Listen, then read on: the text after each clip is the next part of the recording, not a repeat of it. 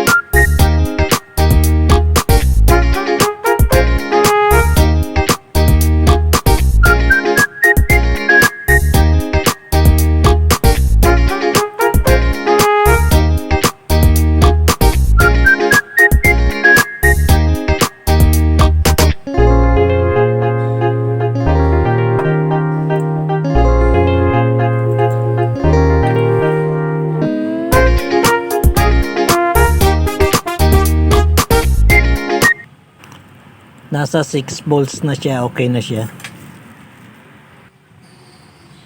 Ang ating radyo ay nasa 6 volts lang. Bali ang battery niya 4 lang. Ang may lagayan siya ng battery sa likod.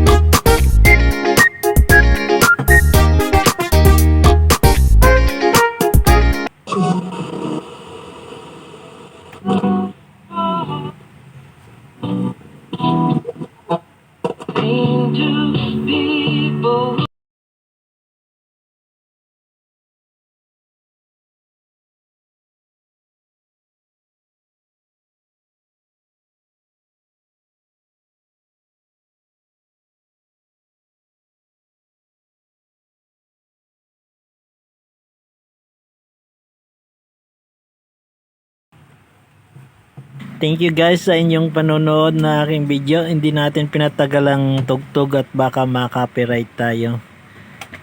Hanggang sa muli, see you next video. Bye bye.